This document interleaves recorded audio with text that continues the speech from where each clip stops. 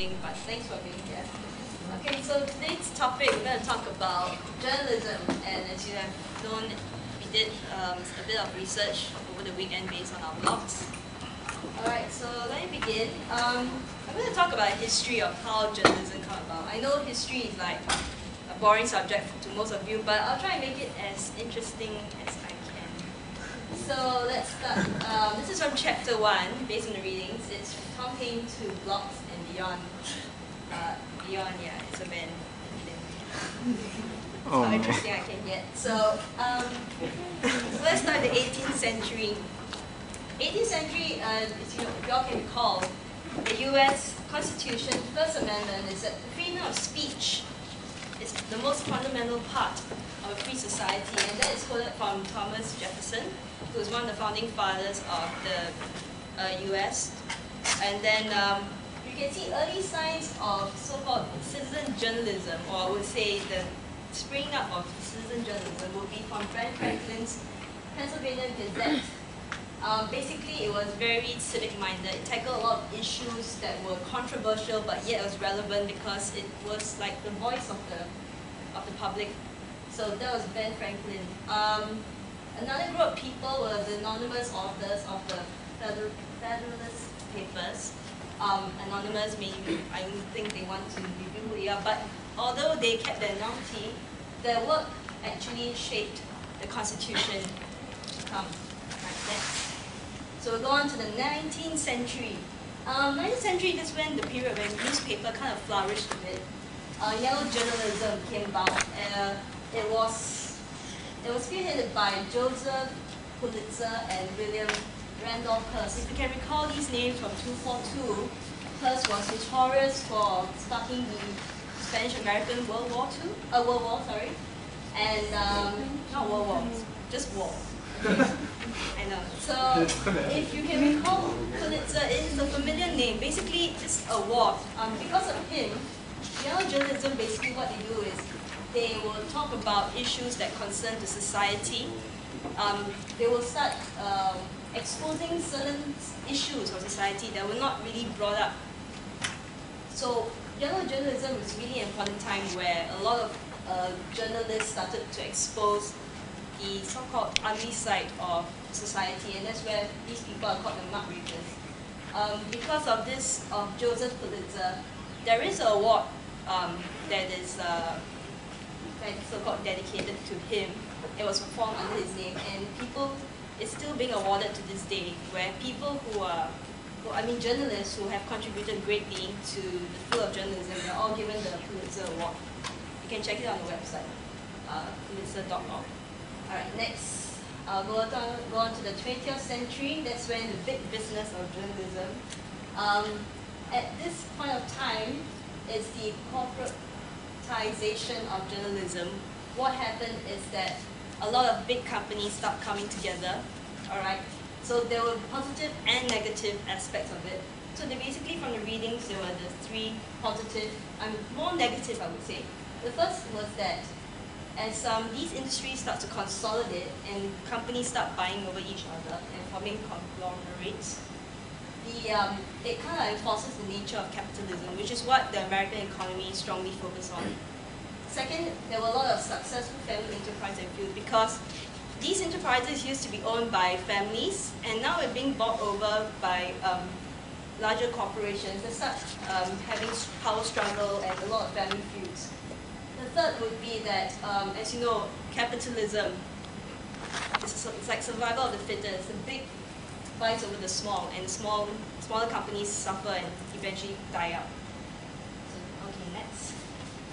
Alright, so and also during this period of time, in the 20th century, that's when news hegemony start to peak between the 1960s and 1970s. In fact, in 1974, if you can recall the Watergate scandal, that's when journalists took a strong, took a stronghold and brought down President Nixon. So that's part of the Watergate scandal, and that's when journalism played an important role in so-called influencing politics. And that there was a point of time when networks were starting to lose money and eventually being sold to bigger companies like General Electric and Wills. corporation. I think all of you know GE, right? The company then it's General Electric. I don't need to tell you all about it. After that, what happened when these news centers were being bought over? They became money-making machines, and that's why they were made into profit centers. So from that time, journalism was basically, in the past, journalism was to inform the public of what's happening in society. It's become now a profit center. That's when how capitalism has come and like sort of seep into the field of journalism. And again, newspaper companies were swallowing up smaller newspaper companies. But during at this point of time, although there were bigger companies taking over smaller companies, the art of journalism actually grew and became better. You can see that in the next slide. And right, so as I said, because of bigger corporations starting to buy over each other, it came cable technology, and that's when broadcasting became really big. Cable technology, if you can recall, at first it was just meant to build cables into like mountainous areas, but they realized because it's so effective, they decided to build it in cities, and that's how you get cable. And as you know, one of the biggest emergence would be Ted Turner's CNN, which is now like a really, really big company. Okay, next. All right. So from all the broadcasting that I've talked about, now we've come a little bit something that we all are familiar with, the emergence of ARPANET. ARPANET, how do you pronounce it? ARPANET. Okay. So ARPANET came about towards the later part of the 20th century, and this has happened when what has caused is that people begin to write and electronically transmit news and to publications. As you know, ARPANET was a precursor to the internet, well, I would say the great-grandfather of the internet. So it kind of revolutionized the way people write and transmit information and news to the bigger corporations and publications. And it was John Markoff, who was from the New York Times. He was one of the first few newspaper reporters to really understand the net value. Why is this so? Because when ARPANET came out, people started forming news groups, and being a journalist himself, John Markoff started to go into these websites where they have news sites, and he began to find that he can get a lot of information from there because people were like writing in and commenting and all that, and he actually said it's a pretty useful resource to go into news groups to get information. Thanks. All right, then came the random note media. Basically, desktop publishing came around. It was really, I would say it was really potential for budding journalists, because that's when people can start publish their own works. Why was it called random note media? Because in the first few, when it first came out, have you ever seen random notes? Ransom notes, sorry. Ransom notes. It's like cutting big fonts and pasting it all together. Like, I want your kid, that kind of thing. So that was how it came out at first. So it was really bad, and that's why they called it the random note media, because the desktop publishing, when it first came out, it really like random notes. I think the other one is it. I want. Usually you can have first look right. Yeah, I'm sorry. I want your money. Yeah, I want your money. I want your money if you want your kids, and I want 10, 0, 0, 0, 0, and then sometimes they even lift up the comma and then 0, 0, 0. So ransom notes. But that was like way back. Okay, so we don't see that now. Okay, next. So I'll get a bit more interesting. Out loud and outrageous. Okay, this is when. As I mentioned, that broadcasting came really, really important. So did radio, television. They kind of like stole away the viewers who were traditionally reading newspapers. Now people have other options, okay, in the news. So radio was a hit in, I guess, when it was first invented. Modern talk radio. What happened was that live shows were being broadcast on radio, and people, ordinary citizens get invited and they get to talk to the host and just air their views of what they think about society. Not only society, they even go on radio shows and talk about, my kid is dying from cancer, who's the best doctor I can see in this nation. And people actually respond to the live talk show. People will call in. It's just like how your traffic watch is this, if you all drive. Yeah, people call in and say, okay, there's a jam across ECP, don't take another route. So that was so-called citizens calling in and participating. So that came to this guy, Howard Kurtz. He's a media writer, and he was one of the first few guys to kind of like realize and anticipated that the whole modern talk radio will actually usher in the weblog phenomena. And why? Because as quoted, he said that both medias, they reach out to people who are basically turned off by mainstream media. So I guess people are sick of media hegemony and jet setting and want to hear the true voices of the public. Okay, next. Yeah, I'm done with my part, so thank you for listening.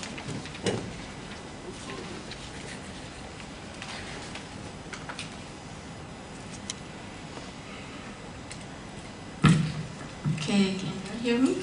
I'm going to present about the web era emergence. In 1991, Tim Berners-Lee made HTML, this hypertext markup language, which makes it very convenient to upload documents and then put on the internet. Then after that came the Mosaic, which is the commercial internet. They became easy to create web pages from this. An example of it was Justin Hall, who was from this college, and he believed in joint global knowledge, and he just came up with personal journalism. He shared all his news and experiences with the rest of the world.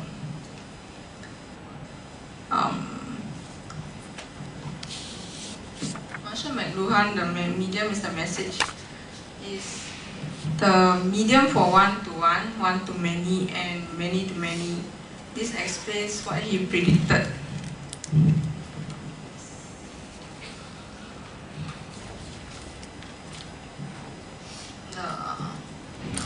Okay, David Weiner and his team,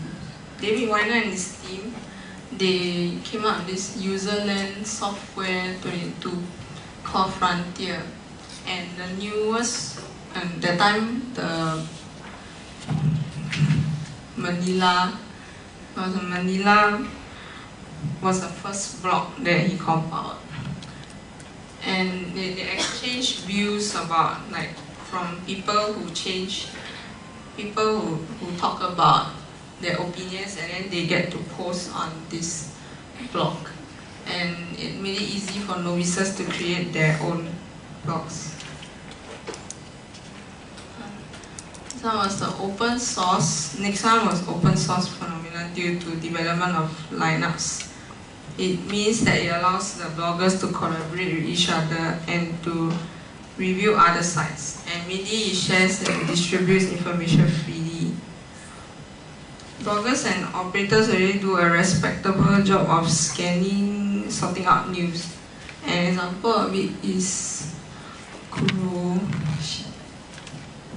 the Kuroshin example. This is a news review site that has people exchanging news.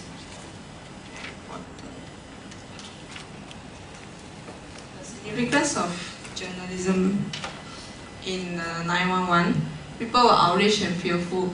So many of them started publishing articles about how they felt, and it was very personalized. A Freedom Forum had gone to Africa to cover internet news, but this was not sufficient. Even CNN and BBC didn't cover about the 911. So the author of this article, he contacted Dave Faber. He created and edited bulletin lists about news. And the net is a wire service. And they got circulated around with photographs and audio video clips. Another example was Tamim Ansari's email, "We can't bomb it back to the Stone Age." by September 14, he had appeared on many popular websites. So actually, the media can provide even less, but people provide more news and more coverage on the September 11. So actually, chapter 1 is just like a history lesson of how journalism is, and they ended off with September 11 because they felt that it was what caused the shift towards citizen journalism. And I was just curious, were y'all doing? Yesterday we watched a video of September 11, right? And were y'all doing anything significant when that happened? I can tell you mine. I was studying for my chemistry credit. And then my mom said, oh, somebody bombed World Trade Center. So I was thinking, why would anyone want to bomb Harbourfront? So I just ignored the news and I continued to study. And I came out, and then when I came out, I saw the second plane flew into the building. And I was like, I saw from your house. You mean that building is called World Trade Center? I was really, really shocked. And after I got really pissed, because I felt that they should have bombed like Cambridge instead. You know how we always say, oh, somebody please bomb Cambridge. Yeah, so like the next day, instead of studying, everyone was just talking about Cambridge. So our next part, we're going to talk about how the gates of journalism have actually come down, and then we'll start off with the first part. So I know my pictures are a bit lame because you see the 20th century and beyond. So I thought the gates have come down. I thought it was appropriate to start to learn it more. Okay.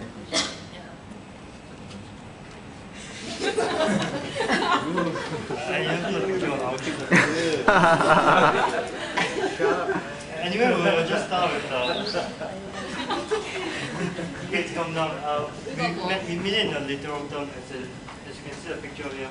This is the house of journalism and gates all over the journalism. And we are the citizens outside. But in this century, the gates are actually down, where we can actually cross it. And the citizens got direct entry to the journalism. And we can source information through web, through the media, of course. So they call themselves newsmakers, as they are the public relations and marketing department deal with the press and the public, while executives deal with reporters if necessary. That's in the organization where they actually arrange outside forces where it intervenes, and newsmaker can no longer control the facts as early as they once did. I'd like you guys to know 3 new rules in public life. The first new rule is outsiders of all kinds can plot more deeply into newsmakers' interests in the press. That actually means that they can disseminate what they learn more widely and more quickly. Disseminate in the sense like circulate, publish, and spread the news through the media. The second point is that insiders are part of the computation. It's like information no longer leaks out, it actually gushes through the firewalls and barriers like SMS, phone calls, and email.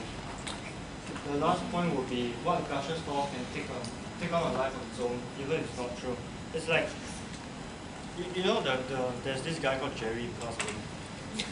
So I'll give an example. For example, yeah, he owns a BM. He does, and I will take a picture of his BMW and I post it online on my blog. And people who doesn't know Jerry and me views my blog, and they will actually take it literal that I own the BM, and they will want to get to know me. So I heard about that. really, Yeah, someone was saying that, oh, this guy has a BMW. he has an evil. Okay. Was it BMW?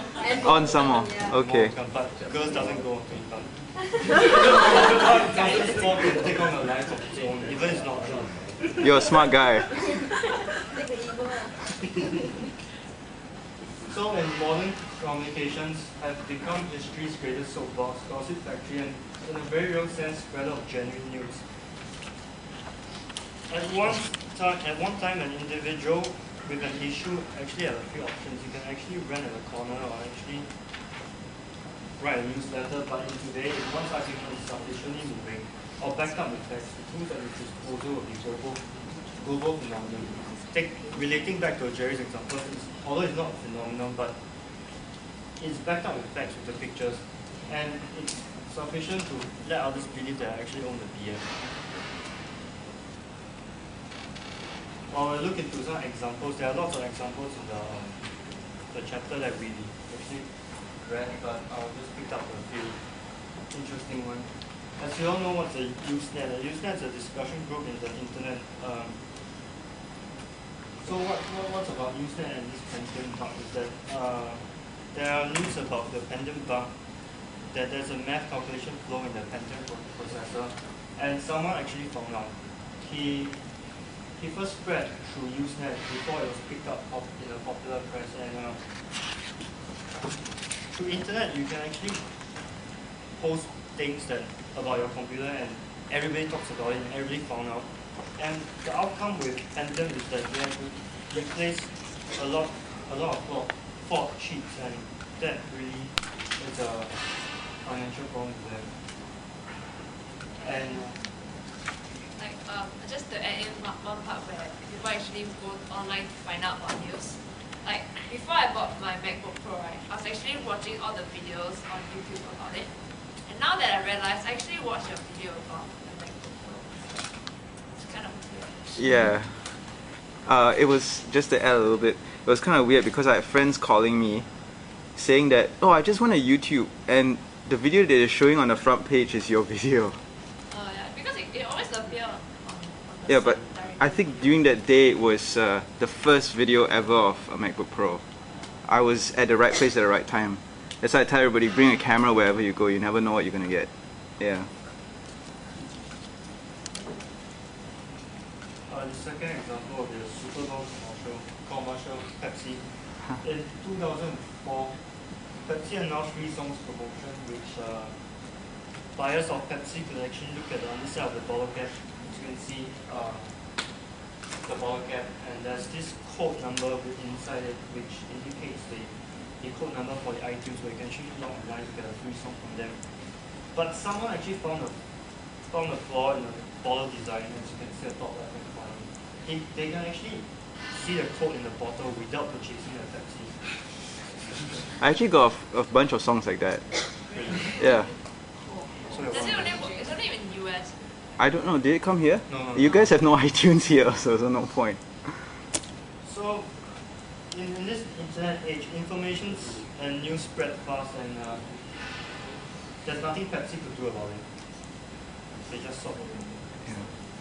There's another thing they can do is like Coke, they put another layer underneath. So you have to buy the bottle and then take out the layer inside before you can see what's inside. Yeah, like Tiger beer under the... Oh yeah. Yeah, but it's under the bottle. Like when I was at the coffee shop, I saw the auntie peeling out all the label. You should take a picture of that.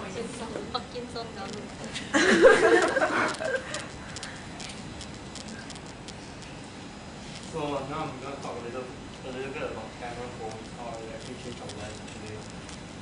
And camera phones and other everywhere photographic and video devices may give video powerful tools to prevent crime. How is this so?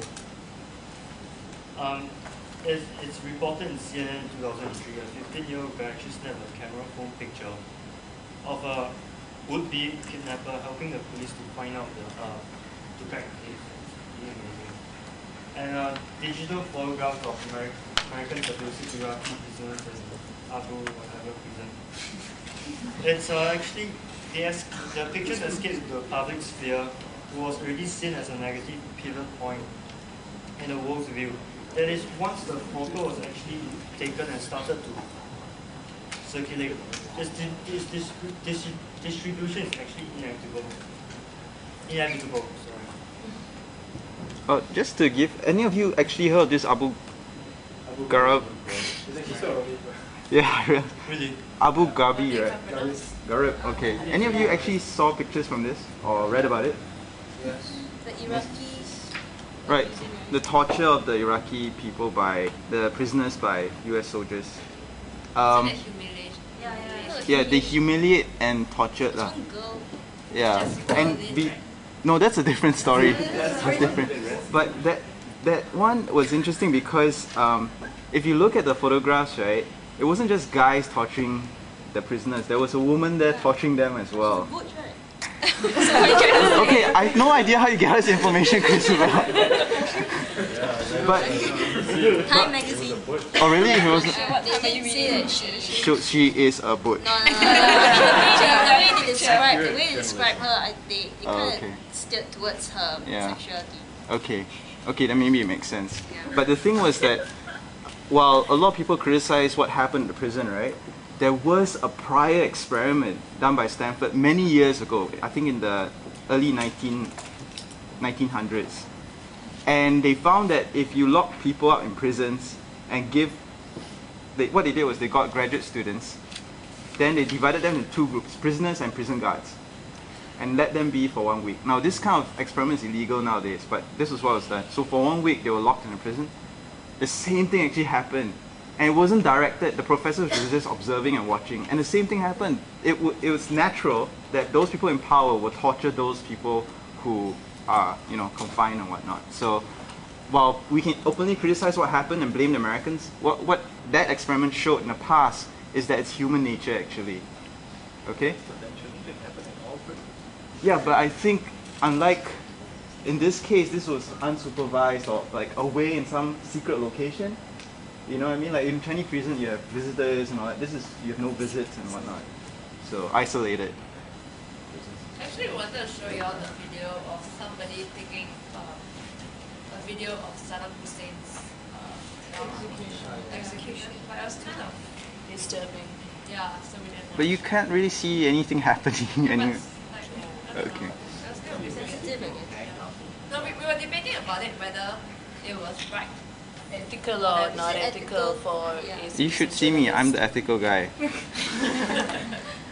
But that would have been fine to show because I've seen it before, right? I think most of you have seen it, and there wasn't really anything. There was some praying going on, and then after that you just see something drop, and then okay, that's the end. Well, I mean, considering we've never seen an execution as such, and we've heard so much about Saddam Hussein, and he's a one guy after all. So. Yeah. I've got a heart, okay. Okay. Capturing people and events, benefits such as clothing and police misconduct. It's like police everywhere. I'm not really wonder if they are being paid. It's like they are being CCTV or actually monitored through all forms of camera phones or whatever, and they cannot actually abuse their authority. And the argument point here is that secrets become far more difficult to keep with the medium around. It's worth reflecting how events of the past look at lost technology to be available at the time. It sounds philosophical, but I will give an example with the 911. Just imagine this. What would be remembered if people in an airplane were building those victims actually had camera phones like these, the 2-megapixel camera phones? It's like if they're in the airplane and they actually saw a terrorist, they can actually take a picture of them. And what if they actually can send it to some other people and stating that they're actually under attack by terrorists? What would have been different? So it's amazing how you actually look at the technology of today and actually bring it into the past and how things would be different.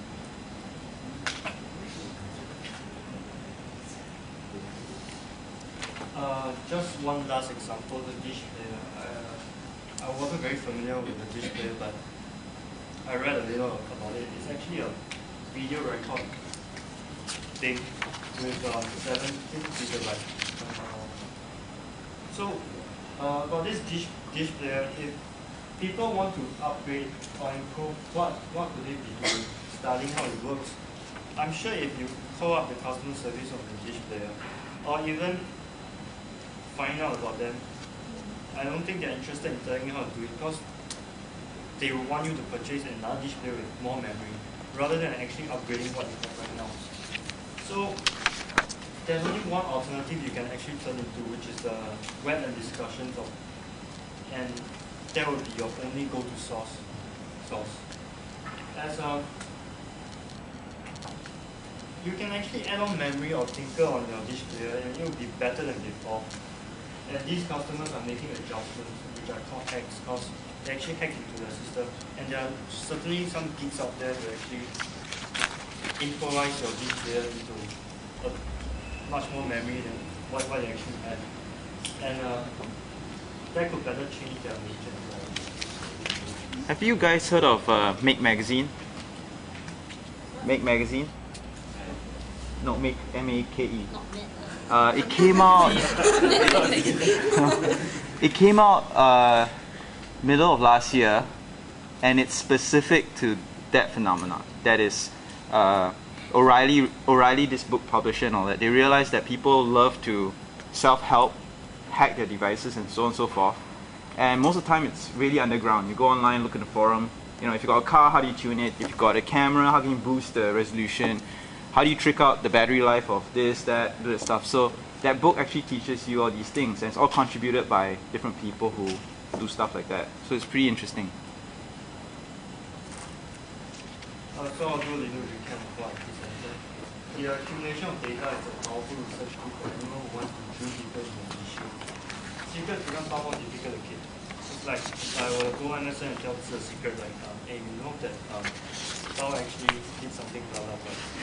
Then we are using a Usenet discussion board. It's meant to be a secret, but anybody log into Usenet, you can actually see a secret. So there's no such thing as secrets. So people come to you and tell you, hey, I've got a secret to you. Secret meant to The web is a very important development. It allows people to make resources and fairly inexpensive and however that they want. It's like my blog with the Jerry example. I can put a Ferrari and take a picture of the Ferrari. And does that mean that I actually own the Ferrari? It all suggests a higher level of transparency, not accountability, not least with the government and the corporation of course, but captured by us. Information are escaping out the world. Alright, this is a continuation from chapter 3. Most of you have read it already.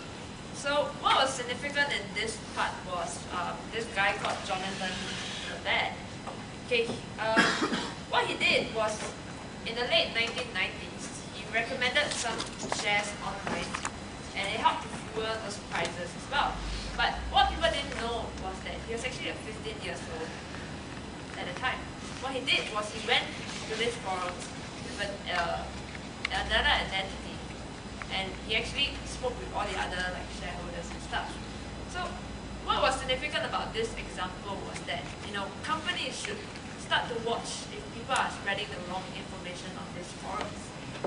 They can be good and can be bad, or can be really, really bad in this case. And information can be spread by whistleblowers and stuff. So what was important is that companies have to realize that it has to be more transparent, and then it will likely succeed. So an example would be EcoStar. What he did was the technicians will view the site, and then if somebody made a wrong information, they'll go in and correct it. So I was just thinking about a Singapore example. I think in February there was this newspaper article about the government going anonymous identity, like posing as anonymous into other people's blog to correct what people say. And I thought when I read it, I was a bit like, no, what are they doing again? Just making another wrong step. Really, for the past few years they've been digging their grave even.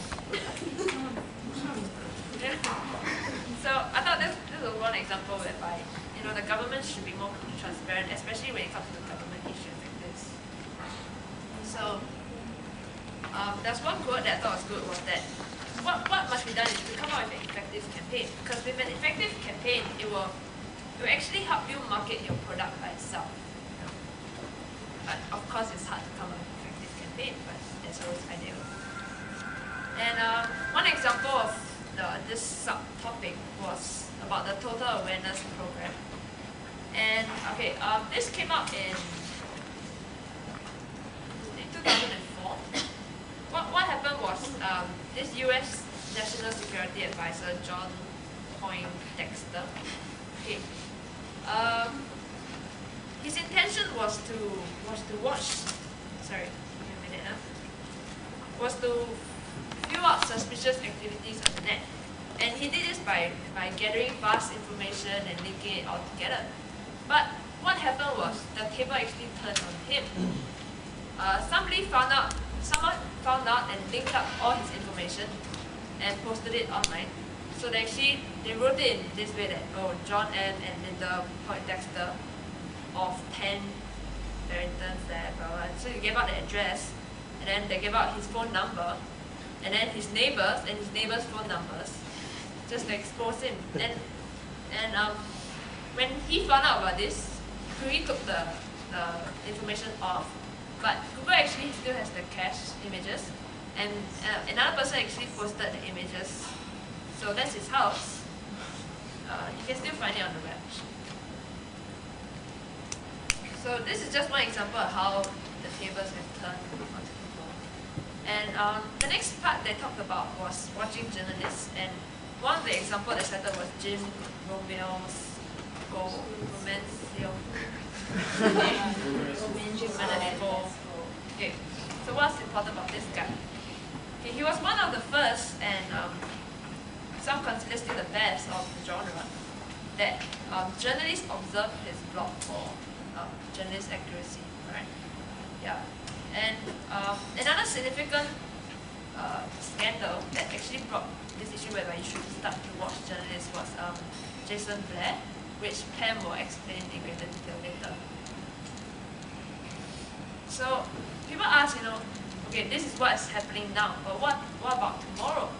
So they ask, maybe what if we start to follow reporters, where they go about on the net and where they get the information, what happens?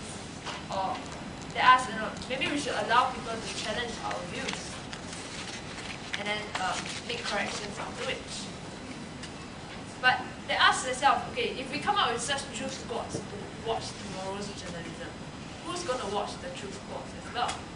So they came up with 3 questions: who's doing the watching? And they asked if journalists who are under a contract, would they actually take part in these online discussions? Because they might be in trouble for posting as well. Okay, don't worry, we'll go for a quick soon. Okay, and they asked whether anyone can trust these critics. So what's essential about this chapter is that they showcase a lot of examples which you all will read about how the tables have actually turned and the gates of journalism has actually come down. So we're going to go for a break, 10 minutes. After that, when we come back, 5 minutes, okay, we have 2 really interesting videos. People impersonating us, wasn't us. Alright.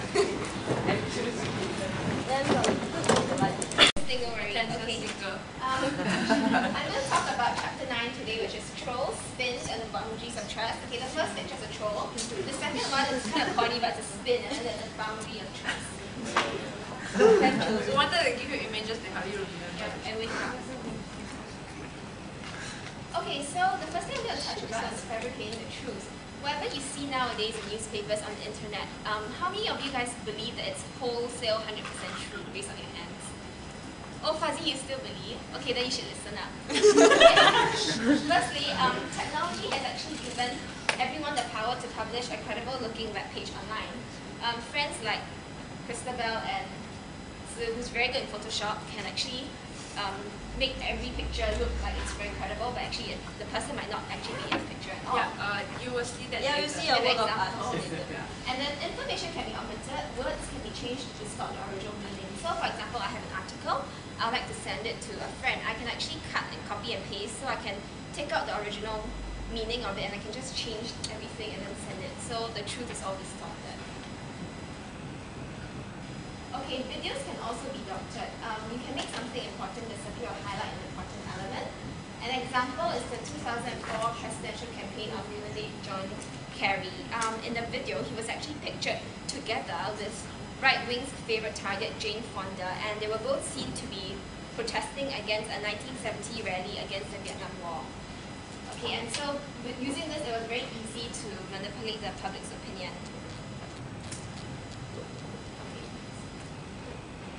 Okay, now I'm going to talk about the case study of Jason.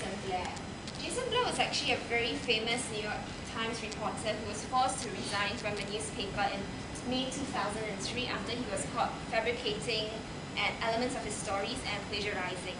It all started in April 28, 2003 when Blair received a call from Times national editor James Robert asking him about similarities between his newspaper article and another reporter's newspaper article.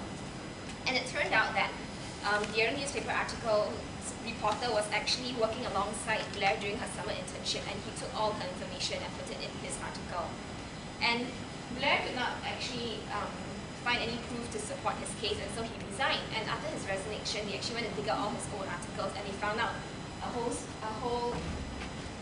many stories which he fabricated. An example is the March 27, 2003 stories, which titles Relatives of Missing Soldiers Hearing Worse News.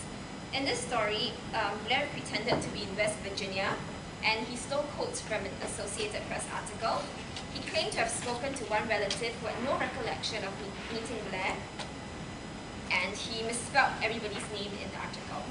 In the second one, April 19, 2003, in Military Wards, Questions and Fears from the Wounded, Blair described interviewing 4 injured soldiers in a naval hospital. In actual fact, he never went to the hospital, and he only spoke to one soldier on the phone.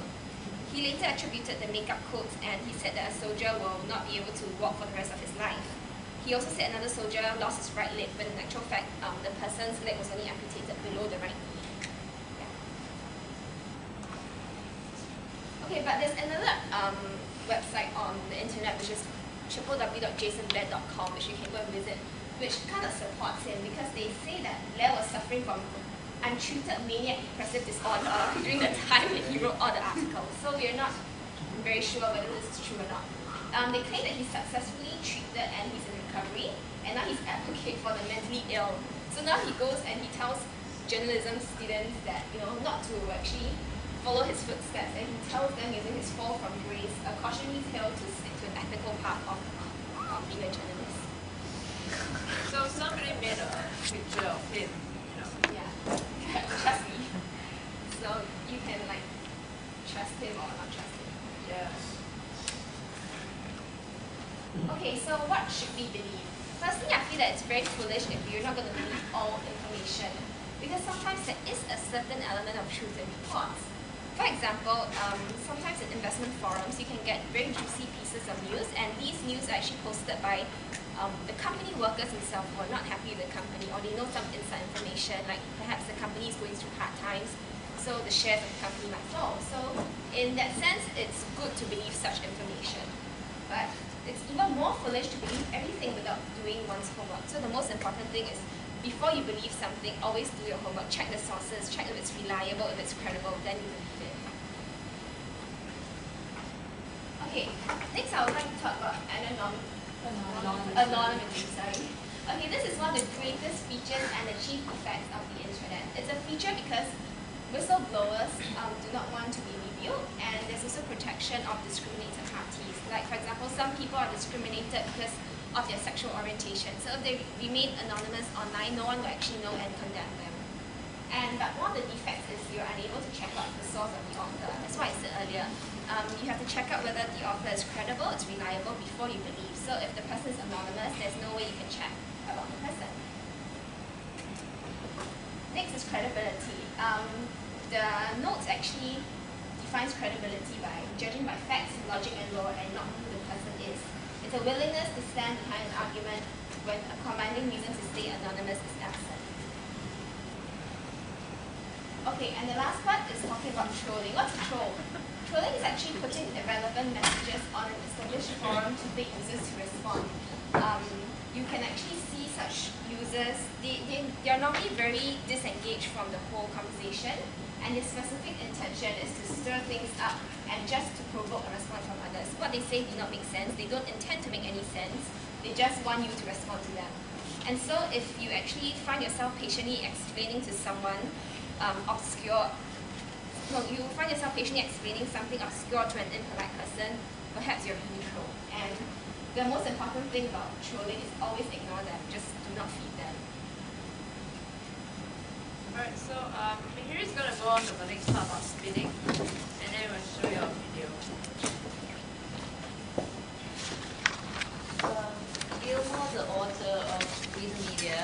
says that journalists become accustomed to this process known as spinning.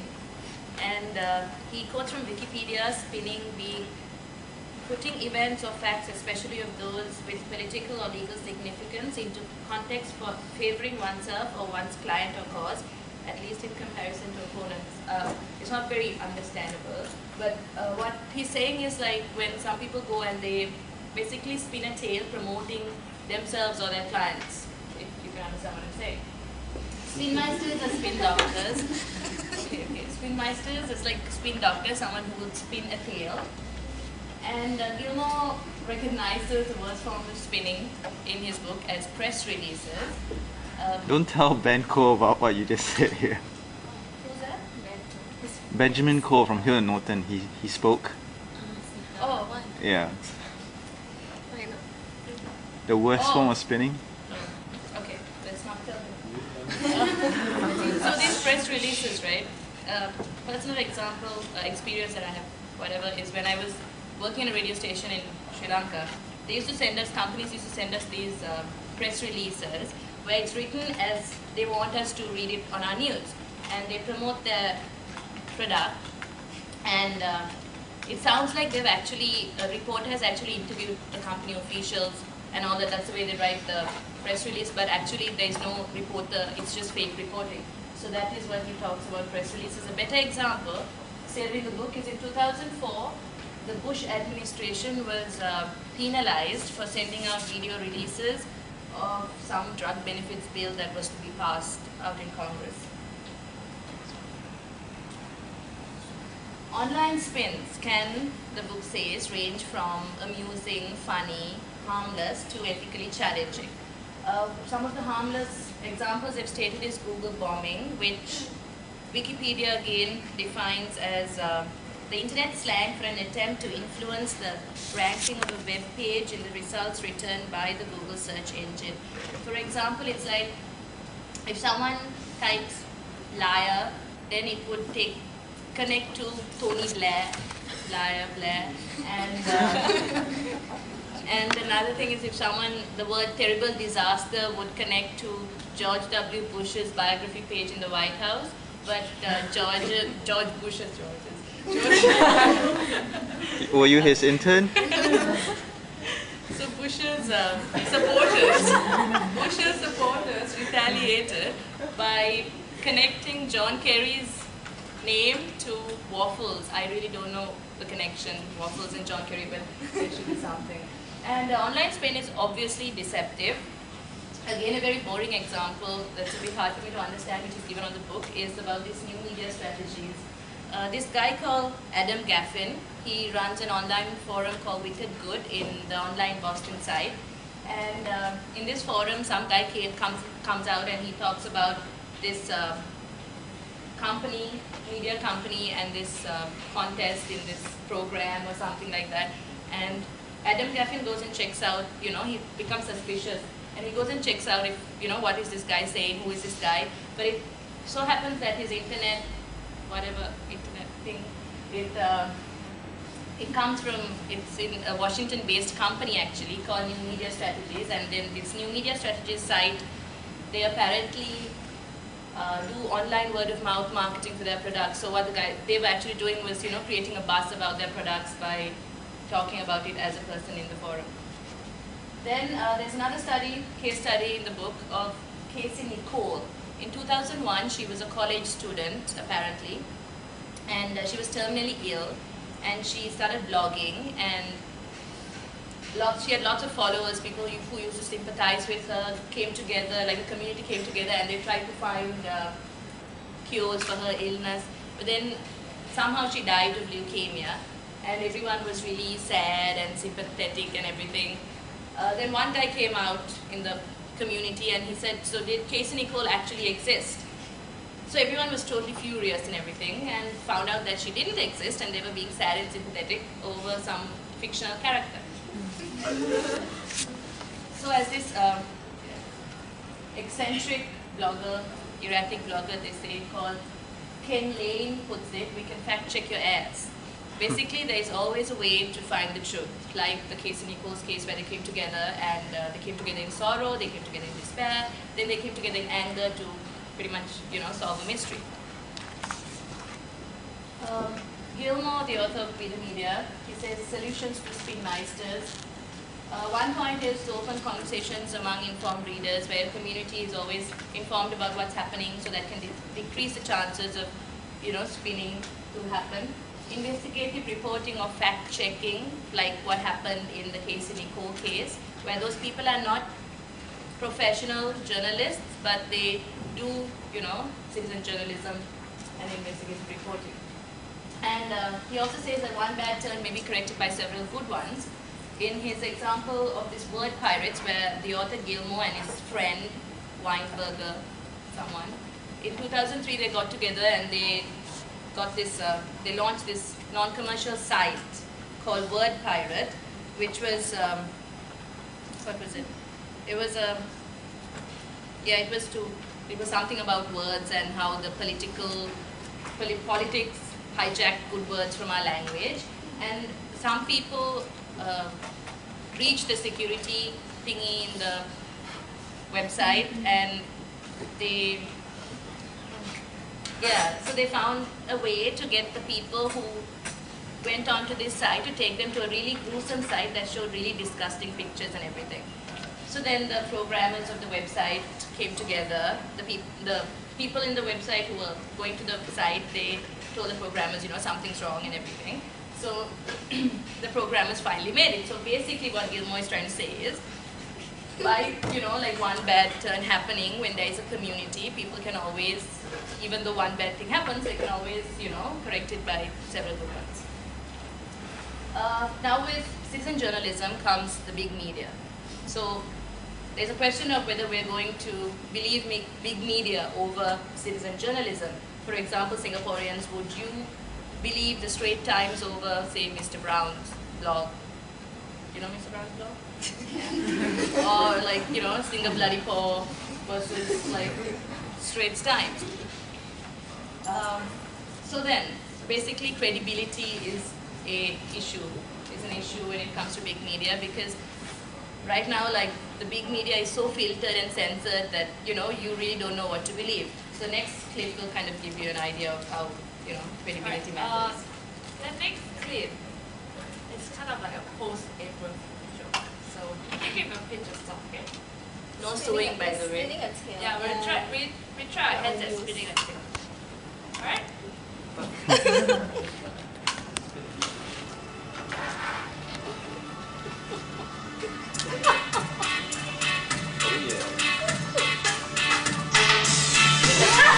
God, what the hell?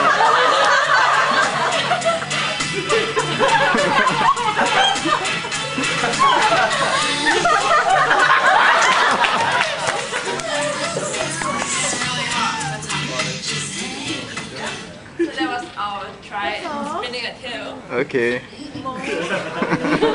Well done. Okay, 15 points there. I'm just joking.